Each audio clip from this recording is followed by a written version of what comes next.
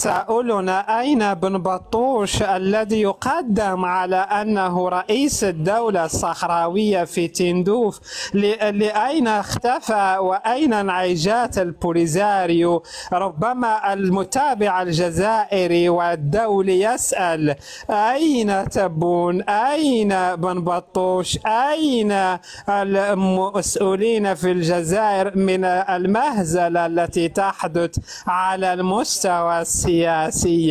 تبون ركع لفرنسا. Chengueriha est de nouveau retour à l'hôpital parce que lui aussi il souffre de plusieurs symptômes qui ne poussent à réfléchir et à penser de son remplaçant. Et puis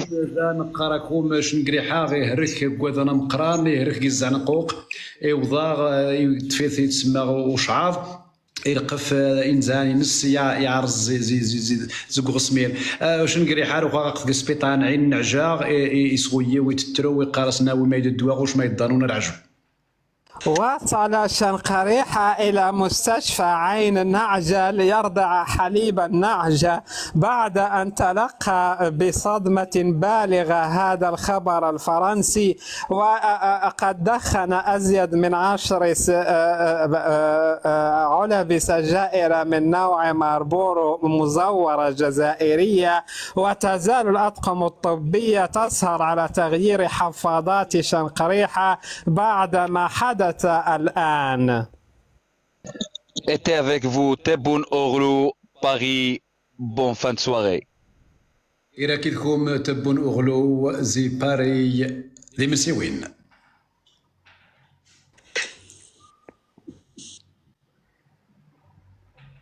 صافي. أستاذ الرأي المغربي، في خبر آخر، تبادل إطلاق النار بوهران، هل يمكن قراءة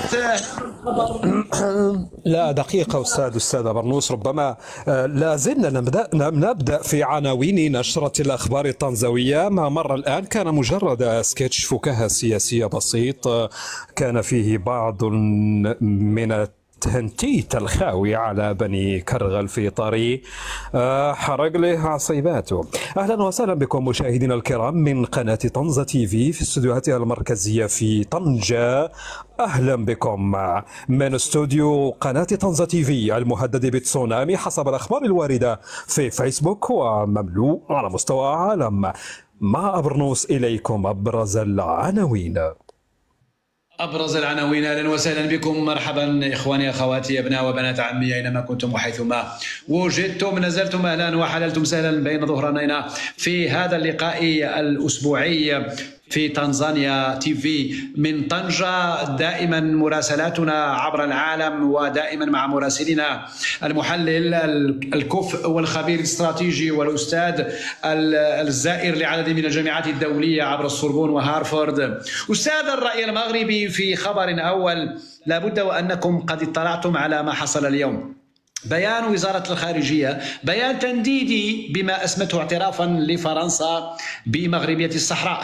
هذا البيان، هذا البلاغ الذي دبج بكلمات ملؤها الاستنكار والتنديد والغضب والتهديد أيضا.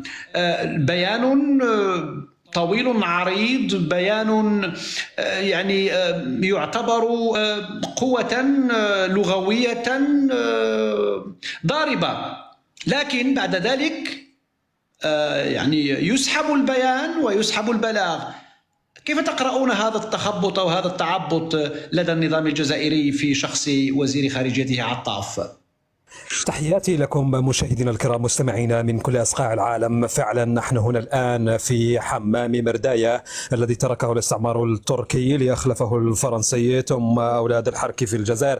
الآن هناك تخبط على مستوى إدارة الأزمات السياسية في وزارة الخارجية الزريبة العسكرية في الجزائر. ربما هذا الخبر أنا شخصيا استقيته من ولد دماحة رويد الليلي الذي كان يراسل نعيجات البوليزاريو من فرنسا مباشرة، حيث نشر نشر تغريدة على مستوى منصة فيسبوك يقول فيها: عاجل جدا، فرنسا تخون القضية الصحراوية والجزائر العظمى ترد بقوة. حين سمعت هذا الخبر حقيقة أنا تخلعت، أنا تزعزعت، أنا ما نعرفش نوقع لي. سارعت إلى منصة أو إلى مواقع جزائرية لأطلع على ما حدث، وإذ بي أجد أن وزارة الخارجية الجزائرية نشرت بيانا فيه أزيد من 37 سطرا، كل سطر يبكي أكثر من الآخر.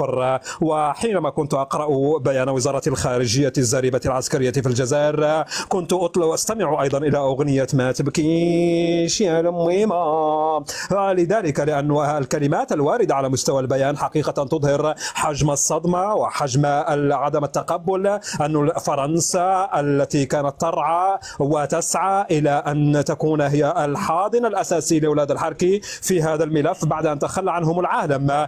كانت الكلمات على الشكل التالي: تأسفنا ببلاغ بالغ ولم نتقبل، وأن هذه المسألة وبالتالي لأنه عرقلت المسار، وبالتالي وإننا هذا الأمر ليس كما كنا ننتظر، وعيب عليكم ماذا فعلتم، لقد حشمتم بنا، ماذا سنقول. كانت هذه هي بعض الكلمات التي أتت في بيان وزارة الخارجية الجزائرية، ولكن بعدها بأقل من 3 ساعات تم سحب البيان من موقع وزارة الزريبة العسكرية في الجزائر، لكنه بقي على مستوى منصة قناة الجزائر الدولية وأيضا عدد من الصحف الزريبة العسكرية في الجزائر. ليظل تساؤل: هل أحشتها فرنسا للجزائر؟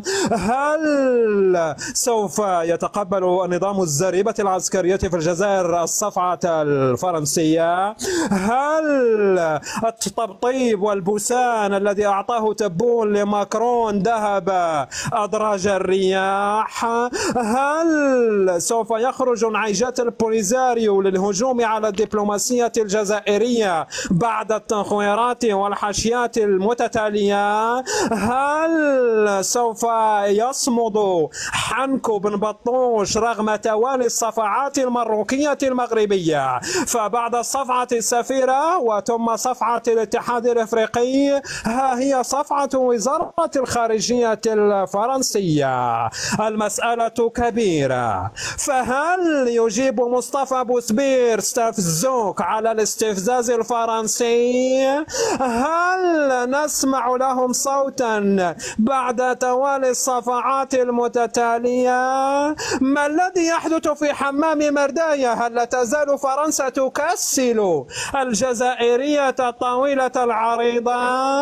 كل هذه الهلهلات وغيرها يجيب عليها مصطفى بوسبير من قلب بوسبير في الجزائر. عودة من